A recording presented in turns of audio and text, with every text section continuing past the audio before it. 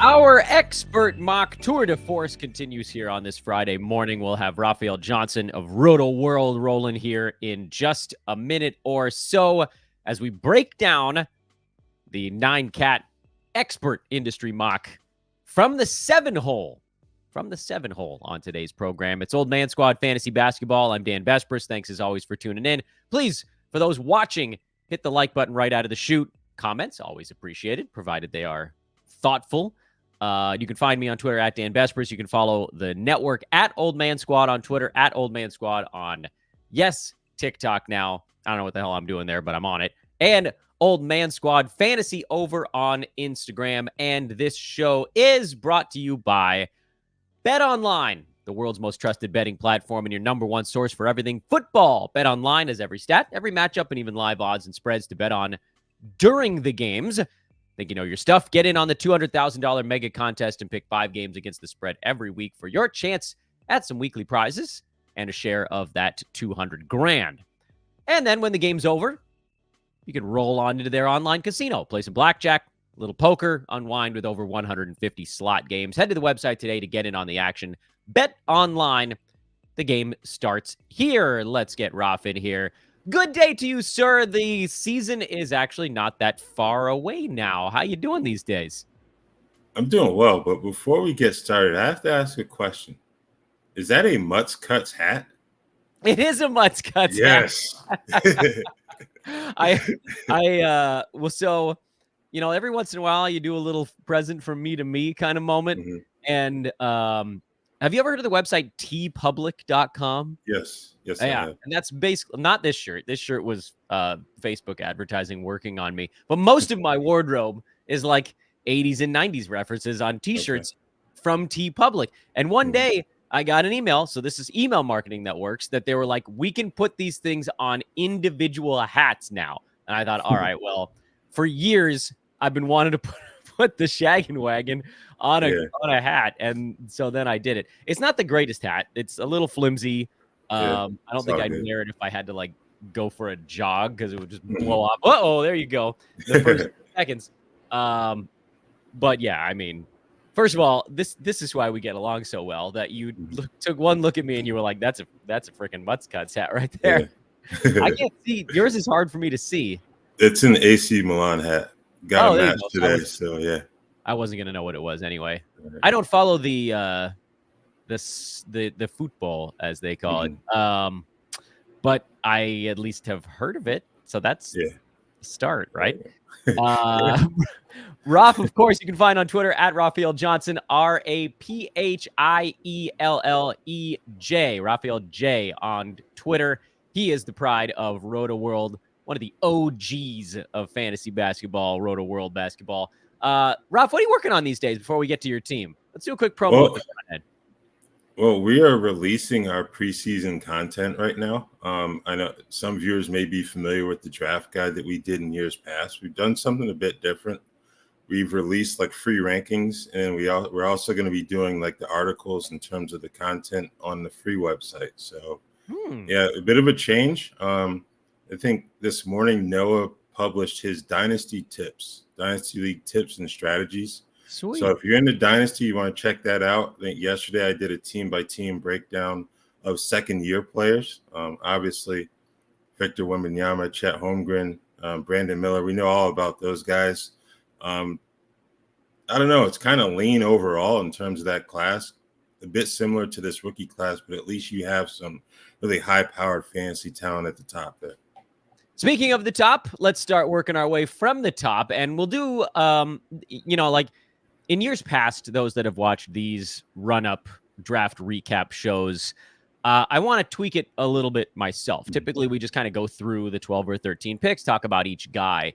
But I think in the last month and a half on this show, not you and I necessarily, Raph, but just over the last month and a half, we've covered almost every name on the damn board, probably 4 times over. So I'm actually more interested in your thought process as you're going through the draft, how you kind of steer the ship in different directions, how you deal with, you get sniped on a guy, where do you go when this kind of thing happens. So we'll kind of take this thing in little chunks. 7th pick, first round, Halliburton's off the board. Joel Embiid, Jason Tatum are still there. AD's also off the board. Was Giannis like an easy choice for you at 7? And I should also mention, by the way, this is a Roto league, but I'm kind of curious what folks would do regardless. So Roto head to head, whatever. How did you end up landing on Giannis there? And did you consider anything else? I considered Embiid for that spot. But again, I think they've both had availability issues in the past, but I think Embiid's are more severe, especially when you add in the fact that he played in the Olympics. And he's obviously healthy enough to contribute in the role that he was given, but he didn't look the smoothest out there. So that's a bit of a concern there. So I went with Giannis, and my strategy was we can get into that a bit more throughout this interview, but it was kind of all over the place here. I think I'm very much like you in that I try to remain flexible with my strategy. So I think a lot of people, you pick Giannis, they think, okay, free throw punt. But I think that's a bad way to look at it because you never know who could be available on the board moving forward. So if you get stuck into one strategy, that can be a bit tricky for you too early. So I think maybe like the middle rounds is where you may want to hone in on a particular strategy, if anything. Mm-hmm. But yeah, man, this was one of those drafts where I'm glad it was only a mock because it would be like donating money if it wasn't. So. Well, that's an uplifting thought as we head into the next few. Did you have anyone in mind after you took Giannis? You were like, well, this would be the guy I'd like to get in the second or third round. Or was it really just like all right, I got Giannis. Let's see what's up in like the next 3 or 4 minutes. Or, well, I mean, this is a slow draft. So let's see what's up in the next half day when it gets back to me. How do you process kind of the next step after you take your biggest weapon in the first round?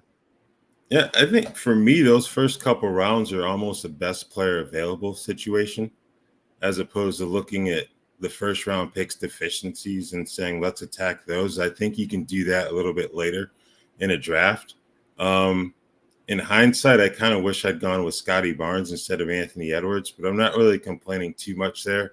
I think Barnes is going to give you a little bit more defensively, which is kind of why I say that. So I'm not too upset about Edwards in round 2, but I think Scotty Barnes is someone that he was on a roll before he got hurt last season.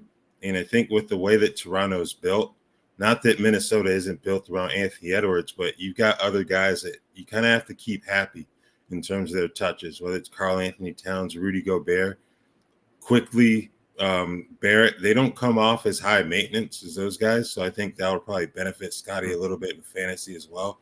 So in hindsight, I wish I'd gone with Scotty Barnes there. But again, Anthony Edwards, I don't think he's a bad pick middle of second round personally. Once you ended up with Giannis and Anthony Edwards, was there anything that clicked in your brain as like, okay, this is a thing I have to address? Or are you still for the third round thinking, I'm just going to take the guy that I like in this next spot? Yeah, at that point, Brunson felt like good value mid-third. I know some people kind of expect him to drop off a little bit just because of the depth that the Knicks have on the wings and perimeter. May not have to shoulder as much of the load as he did last season. Hopefully not, obviously. But I don't know, at that point, all right, you go LeBron, who's going to be 40 in December. I think he'll be fine, but you don't know. That's a team where they can't really afford to rest him too much in a loaded Western Conference. Jalen Johnson, I think, serious upside there, but it feels like a little too much of a roll of a dice for me at that point. So I went with Brunson in that spot. Yeah, I went Jalen Johnson right after you, and for me, it was the same choice between Johnson and LeBron who was left on the board, and I thought, all right, I'll just go with the younger guy because I got him. I took Embiid right after you, and Harden in the second round. I thought, all right, I know I do the old man thing, but I gotta get somebody who's not like either 35 plus or plays like they're 35 plus. So I went Jalen Johnson there. So again, strategically, you've got your first 3 now. This is sort of the real core. Or I guess you could argue the first 4 is kind of like the core of a roster. Do you stop after a third round pick? And because you're middle of the round, you do have a little bit of time between each selection. You never have that back-to-back going on. Is this a point where you stop and think, okay, like, what am I really, really good at? What am I really, really bad at? And what am I kind of in between at? Or again, is that something that you push a little farther down the line on draft day? I tend to push it a little further down. Okay, cool. I'd probably say like round 6, 7 is where I start to think about that. And that's kind of where things went a bit haywire in this draft for me. So, yeah. well, let's talk about the 4th then. Cade, this was late for Cade. That surprised the hell out of me, and I'm partially responsible for that because I took Miles Turner right before you, and you were probably like, "Thank you very much, Dan." I was looking at Derek White, who Rhett Bauer took before me, and then I thought, all right, well, screw it. I got Embiid. I got Harden, who can block shots from the guard spot. I got Jalen Johnson, who's going to be around 0.8, 0.9. If I take another shot blocker here, I'm pretty well locked in on that. Yeah. Hindsight, I maybe should have taken a higher assist guy, and I could argue the same thing in my 5th round pick. But just for your sake here, this one again, I don't mean to put words in your mouth, was kind of like it almost feels like he was the only choice here, because then there's this seemingly pretty marked drop-off after Cade, Franz Wagner, Ja Morant, who always drops off after a quick start.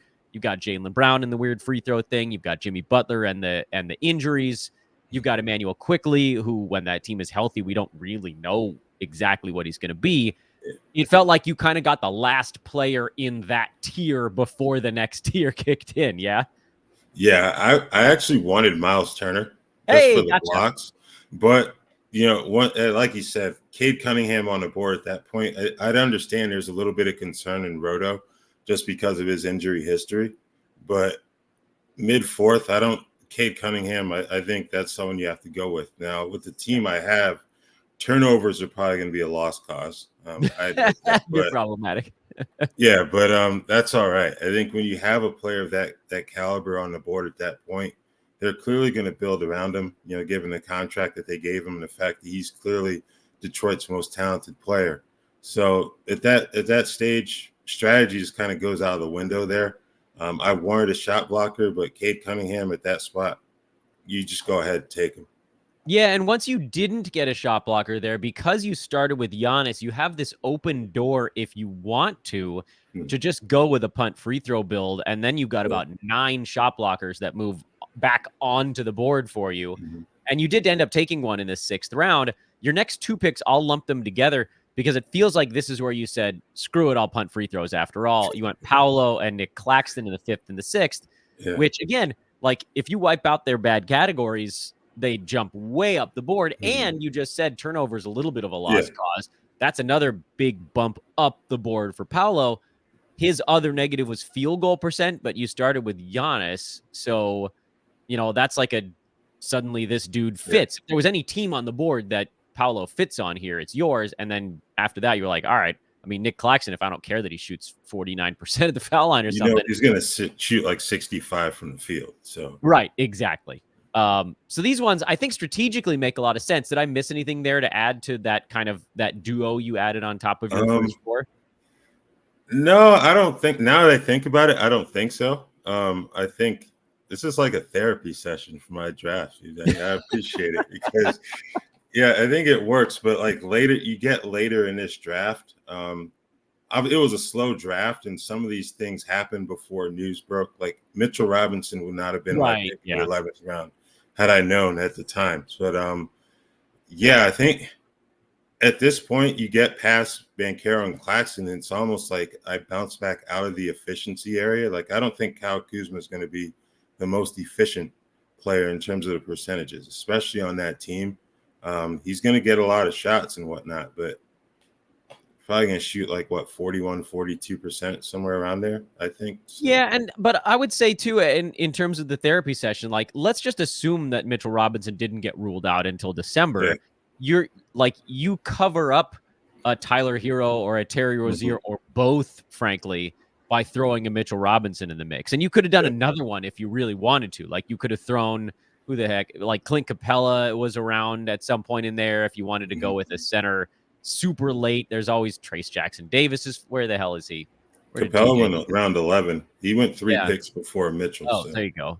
Where is Trace Jackson Davis? Did he not go in this draft, or is he marked as a purple? He's right there. Oh, there he is, 10th. Second pick, 10. Yeah. Yeah, I was looking for blue, and I should have looked for purple because apparently Apparently, he's a forward in this, in this system. But you got him, you got Lively, you got Gafford, you got Mitchell Robinson. Not anymore, but at this point, you did. You had Trace Jackson Davis, you got Capella, you got all these. You got Edie if you wanted to, who again went before you. But like, that's the advantage you had with this build is if you wanted to punt free throw, you can log a bunch of low efficiency guards between rounds like 2 and 8, and you can just go round 9, 10, 11, punt free throw, punt free throw, punt free throw big, and you wipe all of that out. And it's like kind of how you cover up the missing categories if you took the big men early. And the players we're talking about in between here that we haven't, like the folks that are watching on YouTube can see them. But we're talking to Raphielle Johnson, Raphielle J on social media. You went Herro in the 7th, Kuzma in the 8th, Rozier in the 9th, Jalen Green in the 10th. Actually, interesting. The only one of those that I'm not a huge fan of is Herro because he has so many body breakdown types of things. But like, I don't care about Kuzma's inefficiency for your team because you can cover it up with punt, free throw, big men, and same for Rozier and same for Jalen Green. Like, take advantage of the fact that you can punt this thing and just be good in the other stuff. I don't really mind the weird picks there because they fit. Because, like, Kuzma's going to score and Jalen Green's going to score, and you don't have to worry about what they're not good at, right? Yeah, that's a good point. If anything, I wish I'd gone with Drew Holiday instead of Herro. He went 2 picks after. That way, you probably nick off some defensive stats for one. He's not going to kill you in the percentages categories. So I think that would have been a better fit for this team in terms of getting value. Also, the Porzingis injury, probably going to need a little more from him defensively, even though they don't play the same position, obviously. So the Herro for Holiday is probably be the one switch that I would make, looking back on this. Looking at the picks through your first 10, is there anything you would have done differently if it was head-to-head instead of Roto, or it would have been roughly the same to this point? I think I may have leaned in a bit more in terms of the bigs, in terms of the punt build. Into the punt. Yeah, okay, got it. Yeah. So I would have done that a bit more in terms of head-to-head. I think Roto, maybe I got a little too caught up in terms of thinking about availability because Jalen Green played all 82 last season. So that was one reason why he came off the board for me at that point. I know it's a bit contradictory when you take Mitchell Robinson the next round, but I think you have some guys on your team that you can kind of rely on in terms of availability. That's how I tend to lean in terms of Roto. So I think, I don't know, man. I just I wish at that point I picked one punt model and just stuck with it because I don't know if I exactly did that with this. Yeah, the funny thing too, and we're talking a little bit about this topic with Josh on yesterday's show, is that in an expert mock like this, or an expert league, I guess it doesn't have to be a mock, it could have been a real one. Yeah. Even in Roto, sometimes you have to think about soft punting a category because it's so hard against people who all know what they're doing to win or be good in all 9. And it's not the same. Like head-to-head, you can hard punt one, and then that like creates a soft punt in 2 others, and you don't have to worry about it that much. But there's like an in-between gear for expert Roto where it's like, look, I can be bad in 1, maybe 1.5 categories and be as good as possible in like 7, 7.5, as opposed to this kind of traditional thought process, which is like head-to-head, I need to be great in 5, and then everything else, meh. And Roto, I need to be great in 9.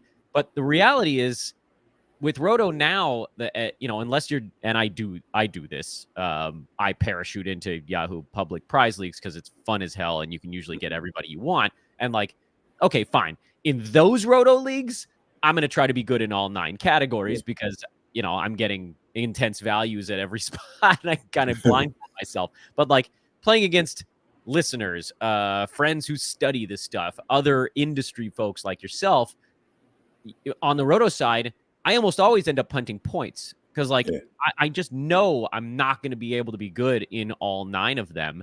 And I feel like that's what you're talking about here, which is like I got caught up in trying to be good in all 9, but then it got to the 8th, 9th round and all my targets were going because everybody else is hard studying this stuff. So is that something you think that folks can think about, like the level of their competition and how they game plan for Roto that way?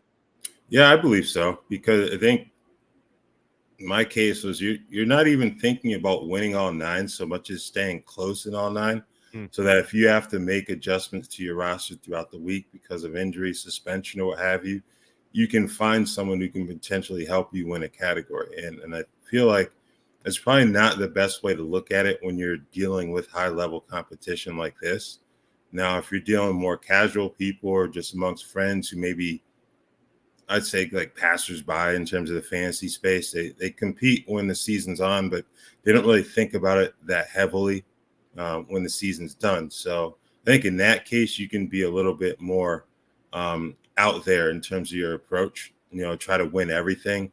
But when it comes to this type of competition, where that people are going to be well studied and all this, you kind of have to look at your draft and say, all right, I'm not going to win this category. So I need to attack these spaces because these are spaces where I can do a better job on a week-to-week basis. Do you when you're playing head to head, Mhm. do you think about the punt earlier than Roto? Because in this one you were like, I'd like to go 5-6 picks in and then figure Yeah. out what my team's going to be. With head to head, are you thinking about it first, second, third pick kind of thing? Um, Or still kind of midway through? Because I actually tend to try to delay it as long as possible yeah, also. I'm midway through because I want to see who's on the board, who I've been able to pick throughout the draft before making that decision. Because if you set yourself on a certain punt strategy 2 or 3 rounds in, what happens if, like in my instance, Cade Cunningham comes available in the 4th? Are you going to pass him down just because he doesn't fit your punt model? I don't think that's the best approach to take. So I tend to try to put it off as long as I can. The middle rounds is where I tend to try to hone in more often than not, but you have to be flexible too. I completely agree. I think folks get so caught up in this idea of pairing their first and second round picks that they pass Yeah. over guys that are going to be fantasy Goliaths to go get the dude that they think fits with their guy. Get awesome players for a few rounds. Please, I beg of you all, at least 3. I mean, Yeah. if you can go deeper, but like you just like these are big difference maker kind of fantasy players, and you don't know if someone amazing might drop into your lap that totally changes the way you play. I would also say, and I don't want to get too far down this side road because I want to talk a little bit about your last 2, and we'll throw Mitchell Robinson out of the window because that whole thing, that Yeah. news rendered that one moot. But 12th, 13th round, these tend to be more flyer types. But it always reminds me, and listeners have heard this story 15 times, so I'm going to tell it 16th. It was like 5 years ago, I think now. It was the season that Jonas Valanciunas broke his wrist or badly sprained his wrist, and he missed like 7 or 8 weeks in the middle of the year. And I had a team that I had fully intended to punt rebounds on, but the guy that had Valanciunas was tumbling in the standings. He was out for 2 months. Other guys got hurt on that dude's team. They had to drop him. They just had to drop the guy that was going to be out the longest. I picked him up because I was near the top of the league, stashed him. Dude came back near the fantasy playoffs and was getting 11, 12 rebounds a night. And suddenly I won that league because I won rebounds. So, like, if I had completely abandoned that category and like ignored it entirely, then Valanciunas wouldn't have even made a difference on that team, or I would have just ignored picking him up. And he quite literally won me that league. So delay as long as you can. Try to stay remotely competitive. And again, remember that when you're punting, it doesn't mean you have to be dead last in a category. It just means you're not trying to win it. Your last 2 picks. Cam Johnson, 12-16, Josh Hart, 13-7. I just did a show a couple days ago about Cam Johnson being this kind of like one away sort of scenario. And Mhm. as I was talking about him, I started to talk myself into him a little bit more because it does kind of feel like without Mikal Bridges, like unless he's a disaster, and he could be, because and so whatever, 12th round pick, you can throw him into the ocean if you want. If like what if Dorian Finney-Smith gets traded before the season? What if Cam Johnson comes out with a weird level of aggression we didn't see last year? Yeah.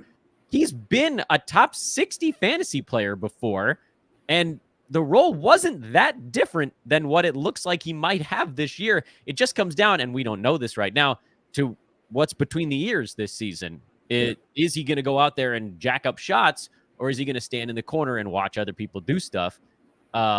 Is that the thought process here behind taking a shot on him late, even though like Brooklyn might go into a rebuild and just cash him out? I mean, he's also been a subject to trade rumors. So my thinking here is that maybe it's like a shop window situation where they try to give him an expanded role up until February, see if they can get value in return on a trade market, because that team's not going anywhere this season. And given how much draft capital they lost and tried to recoup this summer because of past trades, I think they're in on the rebuild, especially with this 2025 draft class coming in. So I think he's someone with that team and their limited options. It's going to be hard for him not to expand his offensive production. I know I wouldn't put it past Cam Thomas to shoot until his arm fell off, because he's a feels like leather guy to the fullest. So, but somebody's going to have to shoot besides Cam and Dennis Schroeder. Like Ben Simmons, if he gives you anything, he's not much of a shooter. No, he ain't taking shots. Yeah, Nick Claxton is basically a dunker layup guy. So I felt 12th round Cam Johnson, he's worth taking a flyer on right there. Yeah, I totally agree. And it's weird because up until like 3 days ago, I was almost completely ignoring him. And then I did that show and I was like, why am I so down on this dude? Like there are pathways for him to be a big late leaper, and he's like, he fits the perfect mold of late flyer, because if they trade him, if he gets outplayed by some young dude, who cares? Bye. Yeah. You don't have to worry about waiting to see what happens. We'll know on like the first 2 games if he's going to be good Cam or bad Cam. Josh Hart.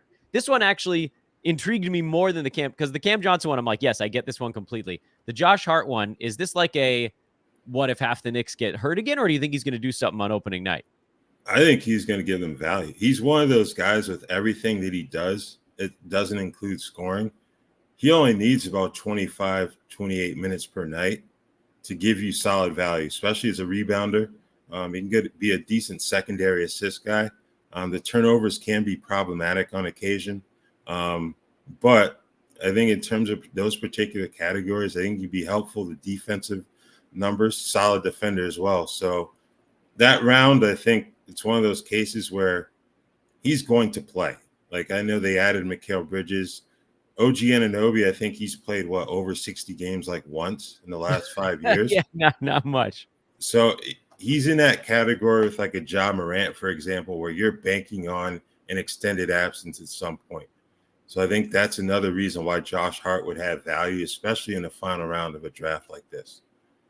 Was there, last question for you, and then I'll let you actually get your day started. Was there anything where you felt like you got sniped hard in this draft? Meaning, were there guys that created that moment of, like, damn it, what direction do I go now? And I can try to scroll the window up and down so folks can see what you're looking at. I have mine up too. I know that we talked about the Herro pick earlier. You look at some of the guys who went before him, like Keegan Murray, 2 picks before. He's one guy I think in a Roto format can be helpful, even with the DeRozan addition, just because he's largely been available to this early point in his career. So that, I think there weren't any like serious snipes in this draft, I don't think. Although that's partly the magic of having a Giannis build, is you're generally looking at guys that other people aren't. And it's why I love the punt points build too. And I could say the same thing about my team late. I don't think anybody was about to take Al Horford off my hands. I don't think anybody was taking TJ McConnell off my hands at the end. I'm looking at these guys that are going to score 9 points, and everybody else is like, okay, where can I get my 14 late in a draft? I don't need those extra 5. I don't need those at all. It's the beauty of the punts that really flip the board. Like punt turnovers, punt field goal, those can work, but they don't really flip the board. A lot of people don't care about those categories, but free throw, maybe 1 or 2 teams usually in drafts that are looking that direction. Punt points, very few teams are doing that one. So that's probably why you probably didn't get sniped, because everybody was worried on a different team build, and you're like, here's my guys, I'm good to go. I don't know. You hated your team. Like, from a punt free throw standpoint, I don't think your team is in all that bad a shape. Yeah. Again, like I said earlier, it's kind of like a therapy session. Looking back on this draft, being removed from it, because like in the immediate aftermath, I'm like, oh, this is terrible. But but the more you think about it, you get away from thinking about it actually, then come back to it. It's like, okay, it's like having writer's block. You step away from your computer for a little bit, maybe think about something else, and come back like a half hour later. It's like, all right, I'm refreshed. I think I can look at this from a different angle that I may not have seen before. Yeah, your scoring's good, your rebound's good. Assists may be a little low. Yeah. Looking through assists, Brunson and Cunningham are fine, but there isn't really like that big guy there. You'll get a bunch of threes from like everybody besides Giannis and Claxton through the first 10, basically. Steals, I don't know. That one's a hard one. I don't think steals are going to be a great category for this build. Blocks pretty good. Field goal percent, you'll win. Free throw, you'll lose. Turnovers, you'll probably lose. Yeah, I mean, like, it probably ends up as a little bit more head-to-head leany as a build than Roto, maybe. I don't know. But again, like, you're not going to be good in everything in an expert Roto, Mac. So happy to be the therapist for the day. That's good. Appreciate Usually I it. need the guests to be mine. Yeah. Good. It's nice to feel needed. Raphielle Johnson is, of course, of RotoWorld fame. Raphielle J. I'll spell it again for folks that are listening. RaphielleJ on social media. Raph, thank you so much again for taking the time and breaking down, not only doing the mock, but then taking the time to break it down.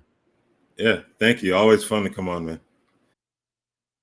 And that was our buddy Raphielle Johnson, who I remember to ask off air. I forgot to ask on air how he alters his strategy based on whether or not there's a games cap. And he said, and I quote, I kind of ignored it. Which I enjoyed the I enjoyed the very to the point nature of it. And you can kind of see that too in the picks. Giannis relatively healthy, Ant relatively healthy, Brunson, Cade. Cade's more of a shutdown kind of guy in the past than I think legitimate injury. He had the ankle thing, but Detroit was going to throw that year anyway. Paolo healthy, Claxton healthy. Herro's kind of the first guy where you're like, this dude's been kind of banged up. But for the most part, he drafted a very healthy team, which is unusual, at least for me. Like, I tend to go the other way with a games cap and think, all right, well, if a guy misses 20 ball games, I'll fill it in somewhere else. You don't have to go that way. If you go with the healthier route, you hopefully in that case get max games out of your most important guys, and that can be extremely useful as well. Like, a good example of this would be Anthony Edwards last year, who was not the world's most powerful per game guy. I think he was like mid 30s, right? 37, but he played in 79 ball games. So his totals rank was almost 2 rounds higher. Where did he finish by totals? I've lost him. Where the hell is it? Oh, it's 20. So he was a second rounder by totals, which is where Ralph got him. Jalen Brunson, 77 ball games last year. Maybe his per game value wasn't the world's most colossal for when the team was fully healthy, but man, he was there. He was freaking healthy. He's number 29 per game last year. Better than that when the team was banged up, but again, inside the top 20 because of totals. And then Giannis, like, he played 73 games last year. Obviously, there's the free throw thing, but generally pretty healthy. So that's kind of the flip side of doing it. I always talk on this show almost like it's like the Roto strategy is to maximize your per game appeal and just fill it in around the periphery. Playing it healthier works also. The only way that one doesn't work, and this is why I still prefer to go with the sort of big per game guys, is if you go with the durable route and one of those guys doesn't stay healthy, then you've taken a guy who's a little bit per game, not quite as powerhouse, and then also doesn't get that the 10th category we like to call it the durability one. They don't get that secondary bump. But like, just because I'm not hard attacking guys like Ant and Brunson doesn't mean they don't make sense. I'm not attacking them because I felt like, in this draft, someone like a James Harden maybe had, almost definitely, I think, has better per game appeal. Can Harden play enough games to win that totals battle? I don't know. But the reason I go that route is in Roto, I'll fill in the missed ball games with, I'm confident I can find somebody that's strong enough on the wire to kind of fill them in around the edges. Ralph took on a challenge in this one. No question. It's hard to build around Giannis in a Roto format. It is. Because your first thought is, do I just do the punt? And like, I do think that based on some of the conversations we're having on this show with Raphael today, with Josh yesterday, and just kind of thinking through the whole Giannis thing, if you're in an expert roto mock, which is what this is, forget head-to-head for a minute. Giannis is an easy call in head-to-head because you just take him and then you punt free throw. You just lock yourself in early. I don't like to draft that way, as I've said many times, but like it's an easy call. When you're punting free throws, he's an absolute juggernaut. And you just have to make sure that you get the categories that a punt free throw team would be bad at in the next 2 or 3 rounds. So you attack threes, you attack assists, you attack guard stats, and you just don't worry if it's a guard that misses their foul shots. Doesn't matter. Ignore it. If they're good, good. If they're not good, doesn't matter. Roto, it's a different beast because you really have to know your competition level. Meaning, if this wasn't an expert mock, I'd probably just say ignore Giannis in the first round. But in an expert mock, you know you're going to probably end up punting something because your choice there is like, okay, can I win this league by being decent in 9 categories? Can I get like 7s and 8s in all 9? If I got a 7 in all 9 categories, that'll be up near the top of an expert roto mock. 63 points will get you in that upper echelon. 72 points probably wins it. Can I be good enough in all 9? Or is it easier for me, in this instance, for like as an example, to punt free throws, take a 1. You're probably going to get a 1. You might get a 2 at the absolute best. Can I get 70 points in the other 8 categories? Which admittedly is harder. You got to be around 9 points per. But man, it's a lot easier to be better in a few of those. If you're punting free throw, you got a great shot to get a 12er in field goal percent. You got a great shot to get a 12er in blocks, or an 11 at least. Probably fighting with that Wemby team. You brought a really good shot to be up near the top of the board in rebounds as well. So what if you got 33 to 36 points out of those 3 categories? And now you're thinking, okay, in the other 5 that I'm trying to win, I've got to get another 35. I got to average 7 in points, threes, assists, steals, turnovers. Can you get to that? So you're sort of like working deductively here, starting with your target number and then subtracting as you go. Okay, this is what's left. This is what I got to get to if I can get to this. Which way works in an expert mock or an expert draft? Both? Neither? Depends on how you pull it off. Leave a comment if you have thoughts. If you like Ralph's team, if you don't, either way is fine. Again, as long as you're respectful, we're happy to answer those questions about different strategic elements here. Hit that like button if you're watching. Again, that's a big one. And please do subscribe. We are exploding right now, and it's the coolest damn thing, and it's everything that I was hoping for and wanted in this first run-up as running my own network of shows, which, by the way, we're probably going to be opening a Discord in the next couple of days, so stay tuned for information on that. We're also going to be opening the Old Man Squad leagues in the next couple of days. Those are being set up, and we have some little secret things going on that we can promo on that front. There's just a million things going on, and on top of all of that, the network is just blowing up with subscribers and listeners, and I'm over the frickin' moon. So thank you all for everything you've done to continue to help this thing grow. Let's keep doing it. I continue to love and need your help. So let's do it a little longer. And we'll have another show later on today. I got to take my dog to the vet first, so you guys are going to have to wait through that. But in the afternoon, we are finally, at the end of September, getting to ESPN ranks. We're going to look at the absolute best picks on the ESPN board, the must draft mega values from an ESPN board that is less idiotic, but still kind of dumb. I'm Dan for Old Man Squad Fantasy Basketball. I'm at Dan Besbris on Twitter, at Old Man Squad on Twitter and TikTok, at Old Man Squad Fantasy over on Instagram. Those are going to have shorts. I'll probably put one out right after this show. So enjoy that. Thanks again to Raphielle Johnson of RotoWorld. I'll see you guys later on today.